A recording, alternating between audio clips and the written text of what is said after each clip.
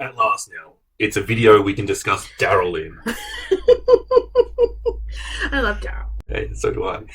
It's the Stand With Trans Kids book tag. It was created by Leo Bancroft. If you don't already know Leo's channel, check him out. It is just a good channel. One of my favourites. I watch everything Leo puts up. So smart. Yeah. So we were tagged by Leo in his original video. We were double tagged in this. Double tag! Double tag. We got tagged by Brian at Bookish as well. So I will link both of their videos in the thingy, the clicker thing, and it does the stuff and those links. Yeah, but they understand. You're not very good at words for a bookish channel. Sometimes they're optional. Let's tag some folks. Everybody? Everybody. Well, of course everybody should do this because it's about trans kids and telling them we love them because we do. Yeah, trans kids are accepted and part of the community and valuable and loved and awesome. Who do we think are trans allies that we want to tag? I think Amy is a good one to tag because she's like vocally fierce on issues that she agrees with and is generally awesome. Mm-hmm. Booktube with Amy, that is. I think we'll tag Book In with Deborah because she is an excellent channel, newer channel to me, but very well worth checking out. Lastly, I think we'll tag Shelley Swearingen. Can't say her last name. But it's got swearing in it, so she's got to be gold. Shelley, can you swear more? Ing. She really should swear more. Your channel would have more oxytocin if there was more swearing, just saying. I think it's got a relatively fair amount of oxytocin to begin with. I also think that the swearing endorphin is dopamine, not oxytocin. Oh. But I can't remember. Someone who knows things, tell me. Serotonin, maybe. No.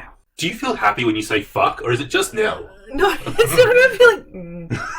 This is a good old-fashioned off-the-topic tag, isn't it? This is vintage gunpowder fiction and plot showing you that we don't have a narrative. We don't have a plan. Tell us about some books featuring trans, non-binary, or non-fiction about trans, non-binary stuff. Are you going to miss the word characters in there? There's definitely a word missing. Insert it where it would best make sense. So this is where we talk about Daryl, because that was a good book. But not explicitly about a trans character. Like, that's an interpretation. Well, there's definitely a trans character in Daryl. Yeah, okay. Yeah. If you are one of the 0.2% of booktubers that haven't already picked up Daryl because we have shoved it into your hand. Like, physically. Yeah. All the way from Australia. Go Gadget. Oh, I'm not off the screen. Go Gadget arm. Yeah. There's some gender exploration, but basically, the book is hilarious. It's a feel-good book. And it's really dark and funny. And explores lots of things and lots of misogyny and trans misogyny and gender concepts. And I enjoyed it. This is my book of the year so far, and it features a trans protagonist. Ooh. I've got a single book review up on it, so I won't shout it out. Also, I'm not really sure I should put it in this space because the author is cis and not trans. I'm halfway through Tell Me I'm Worthless at the moment, and that's going to feature somewhere on the books I fucking love list. One that I haven't read yet. This is what organised booktubers do. This is one Mel got me last year that I very much want to read this year. One Day I'll Tell You Everything, which I believe has a trans character in it as well. Awesome. Recommend a favourite book, show, movie featuring a trans or non-binary character. I suppose when it comes to TV shows with trans and non-binary characters, we watch a lot of RuPaul, but we've also been watching some Pose recently. And Legendary. Lots of drag stuff. I just think they're all fun. Yeah. Pose is actually a television show as opposed to some sort of contest with cameras in it that has random bouts of either incredible skill or incredible hilariousness. Everyone has their own journey and no one demographic is a monolith. Recommend a book with a journey, however you define that. What do I even like to read anymore? This answer might be a journey, just so you know. I am going to recommend a non-fiction book with a journey on it. This is nothing to do with gender. I'd like to recommend The Girl Who Smiled Beads. This is about a refugee displaced during the Rwandan Civil War and came to America via a very convoluted and inside-out, back-to-front roundabout circuit, and the mistreatment she had and how it affected her family relationship and like the gender inequality in refugee camps, and it's pretty pretty full on. I've also just finished Hope Not Fear by Hassan Azad, which is about a Syrian refugee, and that is Also really a journey. very a horrible book. Some shit happens in that involving shit, actually. Gross. Yeah, it was. Nonfiction book about a trans man who was an amateur boxer. It's called Amateur. I picked it up because I was supremely interested in the story of an amateur boxer who transitioned. But that's not actually... That was an assumption that I made based on the synopsis. What the book is actually about is a trans man who is exploring their ideas of masculinity and misogyny and violence through the decision to participate in amateur boxing and to exist in a supremely violent masculine environment, and his exploration of how he's going to be a man. Sounds very confrontationally weird. It was not at all what I expected. I think that would definitely get me thinking about things. It was very interesting, and I thoroughly enjoyed it. I definitely think that men should read it. Oh. Yeah. None of us knows everything, even about our own identities, especially since we're not a monolith and each of us have our own journeys. What is a book that taught you something, either about yourself or about the world around you? They all do, a little bit. I'm going to go for a very famous, a very in-demand trans book and say Detransition Baby is a book that taught me about the world around me. I have to be completely honest and say that I don't know if I would have got as much out of that book if it was not the first trans authored book about trans people that I have read. I just found it so eye-opening just to get me to think about trans women as an entity and how they would live in their... I just hadn't gone through that, and from a personal point of view, my own sexuality didn't include or exclude trans women. And I kind of felt forced to think about how do I include trans women or not include trans women in my sexuality. What? I mean, you don't, because you're in a monogamous relationship with a cis woman. Yeah. I don't have to answer that. But in a hypothetical situation, or I'm dead. Yeah. You would never leave me. That's it. Or like a Sliders universe where I never met you. That sounds horrible. Yeah, I know. It's very dystopian, isn't it? Yes. A world without Mel. I would be so much less potty-mouthed. That's not true. I would be not as good a person. That is true. Yeah. It just forced me to update my own sexuality because it taught me about the world around me. Yeah. And that is powerful. Such a big experience for me, and it's one of the reasons why I really liked that book. Warning to anybody who's not yet read The Watchmaker of Filigree Street and wants to. We're about to spoil the ending in this question. I think I had a similar but different experience with The Watchmaker of Filigree Street in the sense that the romance in that completely snuck up on me. And while I don't consider myself to be homophobic, I clearly had a huge blind spot for the possibility of a male-to-male romance because the book wasn't pitched to me as such. That really taught me how often I probably just assume heteronormativity and really changed how I think about things. I didn't see that twist coming. But it shouldn't have been a twist. And having looked through the book a second time, it is actually signposted pretty heavily. If Daniel was a girl, would you have been rooting? Would you have been shipping the couple together? Yeah, for sure. When things are hard in the world or in our lives, sometimes there are things we can do to help center and refocus ourselves, to bring joy, to keep us going, to keep living, resisting, being our authentic, amazing self. What are things you do to center yourself or find joy? I read books. Tonight I look at the election result and see that Australia has had a 10% swing against Conservatives. That makes me happy. I say this thing to my sibling. I say first I'm a plant. And I need to absorb water and light. And then when I feel like I can be more than a plant, I'm an animal. And so then I need to eat food and sleep. And feel warm? And feel warm. Or cool. Temperature correction, yeah?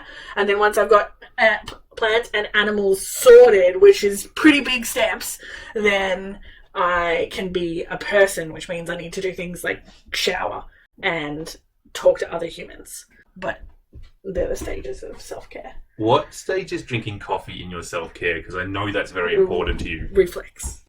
So it's before... It's before plant. Before plant. So I guess those are like when it's deep and dark, and when it's not deep and dark, then books, cookies, cuddles. Done.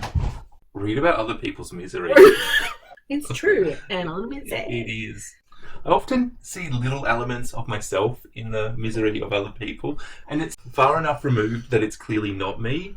And I just find that really cathartic. What's your walk-on music, or your feel at home in your body music? I didn't drop the phone. It fell over. What sort of music do you like, Nell? Tell them about Nina Simone. No, your walk-on music. That's like your, you're like strut down a catwalk music. And I was trying to choose between feeling good and sugar in my bowl. But I think that's a mood thing. If I'm feeling a bit sexy, it's sugar in my bowl. And if I'm just like, I'm that bitch, then feeling good. I think my other song is our wedding song. The new song? Yeah, the one we had for our first dance. It's a very slow walk.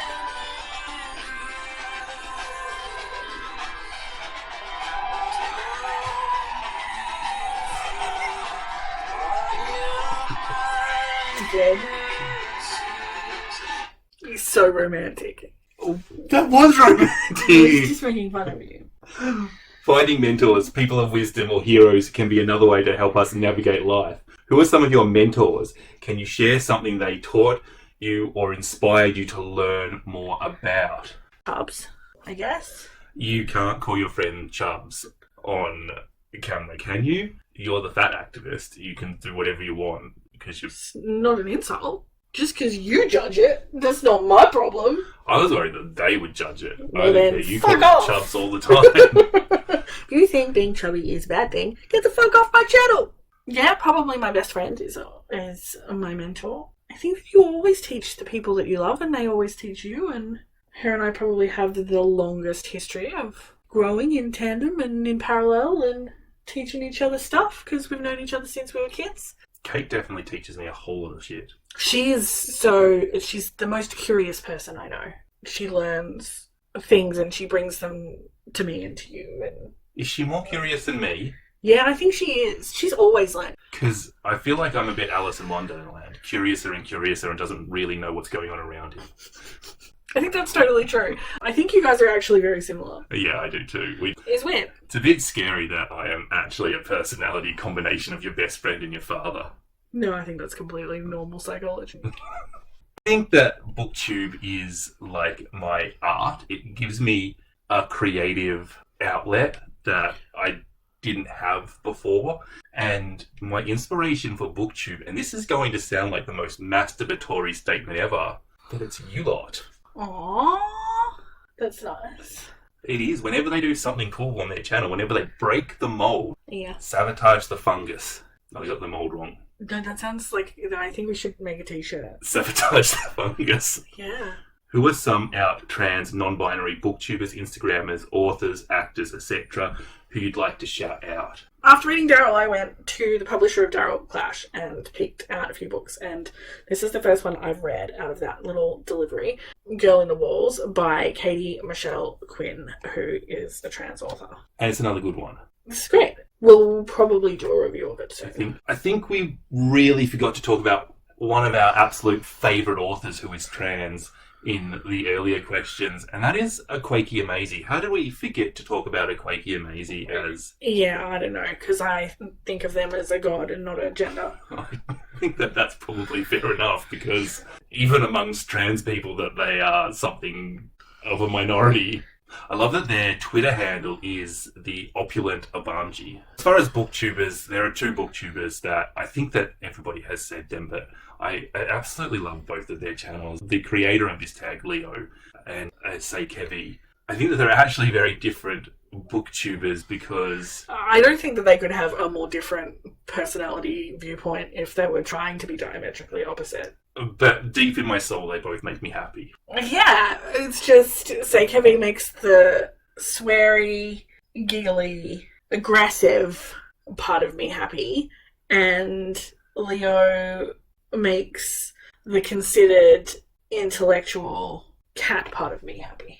It's so weird because Leo is such a clown and Kevy is so intelligent. Yeah, I'm not saying that you can't encompass two human beings in 3 words each. Also, I want to include in the trans flag, under that umbrella, non-binary people, and I want to mention my sibling Alexandra the Great, who is a sideshow artist. Oh yeah, Mm-hmm. She does some proper cool shit. They do some excellent stuff. Oh my god, they do some excellent stuff. They do. They only recently came out as non-binary, and my brain is just not No, it's hard. doing it. But I'm sorry. we'll get there. Thank you for correcting me. They've also recently changed their name to something really weird. To Alex. Oh, is it? Yeah, it's Alex Inanna, and Inanna is a Type of basilisk. a Mesopotamian goddess. They're actually really inspiring because they do things like eat glass and sit on a bed of nails and have bricks dropped on them, and A bowling ball. a bowling ball. And I shouldn't laugh, but it's so funny. what are some organisations you'd like to shout out for supporting trans kids / trans folks? One of the really cool things about Leo's channel is that he always shouts out a different non-profit organisation and makes a small donation and encourages his viewers to follow suit. Mm-hmm. And I think that this question really fits in well with his channel. So we've got a different charity each that we get a shout out, and we would like to encourage you all to donate a couple of dollars if you have anything spare. So my charity is called Transcend Australia. It's a charity set up by parents of trans and gender diverse children, helping the parents and the children come to terms with their trans identity. And mine is the Gender Centre in Sydney, which is an organisation dedicated to providing services that help alleviate gender dysphoria. And they do things like ensure that there's publicly funded services like speech therapy available for the trans population. Well, that's the last question. Why don't you go check out Leo's channel? He has 296 subs at the time of filming. And I feel like a little shout out here might get him over that nice magical 300 mark. So go subscribe to Leo because you won't regret it. Go watch some of his videos and you'll subscribe on your own. That's probably a better way. Anyway, that's it. Okay. Ta-ta. Bye.